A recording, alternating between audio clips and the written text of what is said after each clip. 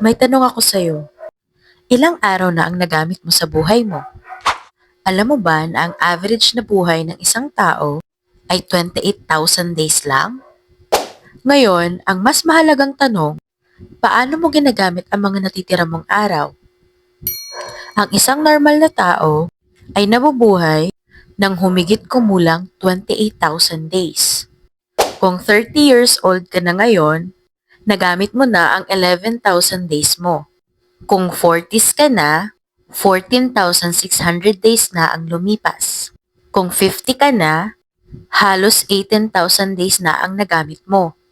Ibig sabihin, may limit ang oras natin dito sa mundo. At habang tumatanda tayo, lumiliit ang pagkakataon natin na paghandaan ang ating future. Pero ang tanong, sapat na ba ang nagawa mo para protektahan mo ang sarili mo at ang pamilya mo? Alam mo ba kung ano ang tatlong pinaka-kinakatakutan ng tao? Una, takot maubos ang pera. Lahat tayo kumikita. Pero sapat ba ang iniipon mo para sa future mo? Kung dumating ang panahon ng retirement, meron ka bang ipon? O aasa ka lang sa anak mo? Ang savings nauubos. Ang inflation lumalaki. Kung hindi mo ngayon sisimulan ang pag-iipon, kailan pa? Ang pangalawang kinatatakutan ng tao ay takot magkasakit. Lahat tayo gusto ng mahabang buhay, pero hindi natin hawak ang kalusugan natin. Kapag nagkasakit ka, sapat ba ang ipon mo para sa hospital bills? Alam mo bang 80% ng ipon ng isang tao nauubos dahil sa medical expenses? Mas mahal ang hindi paghahanda kaysa sa pagbili ng health protection ngayon. Ang pangatlong kinatatakutan ng tao, ito yung takot maiwan ng pamilya na walang maiiwan. May tanong ako sa'yo, ikaw ba ang breadwinner ng pamilya mo? Hindi para ma-offend kita or tinatakot ka, no? Kung may mangyari sa'yo bukas, may maiiwan ba sa pamilya mo? Walang gustong iwanan ang pamilya na puro utang at problema. Kaya ngayon pa lang, protektahan mo na sila. Ngayon, depende sa ginagawa mo ngayon, may tatlong landas ang pwedeng tahakin ng buhay mo. Path 1 is yung tinatawag nating hard life. Ito yung walang ipon, walang investments, walang insurance.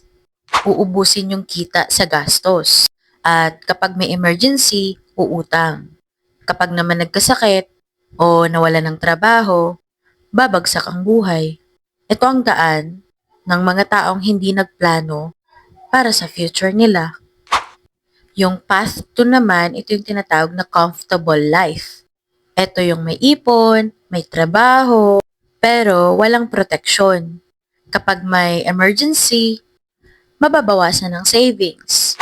Kapag nagkasakit, maaaring ibenta ang bahay o ari-arian. Kapag nawala, paano na ang pamilya? Ito ang daan ng mga tao. Akala nila safe sila. Pero isang emergency lang, babagsak sila. Path 3, yung tinatawag na protected life. Ito yung may trabaho, may ipon, at may proteksyon. Kahit magkasakit, hindi mababawasan ang savings. Kahit mawalan ng trabaho, hindi mapuputol ang suporta sa pamilya.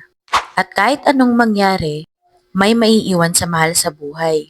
Actually, itong path 3, ito talaga yung goal natin sa buhay. Ito yung daan ng mga tao may plano para sa pamilya nila. Ngayon, tanungin mo uli yung sarili mo. Alin doon sa tatlong fears na binanggit ko ang pinaka-kinatatakutan mo? At anong landas ang tinatahak mo ngayon? Sa bawat araw na lumilipas, lumalapit ka sa dulo ng 28,000 days mo.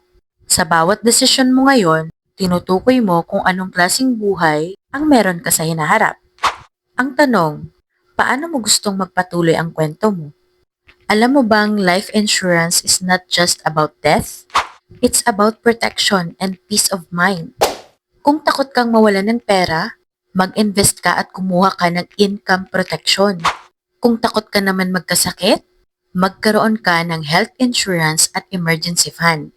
Kung takot ka naman maiwan ang pamilya mo na walang maiiwan, siguraduhin mo may life insurance ka. Dahil sa buhay natin, hindi natin kontrolado ang mangyayari bukas. Pero, kaya nating paghandaan ito ngayon. Ano bang gusto mong tahakin na landas? Path 1 ba, yung hard life? O yung path 2, the comfortable life na may risk? O di kaya yung path 3, the protected life para sa pamilya mo? Ngayon ang tamang panahon para gumawa ka ng desisyon.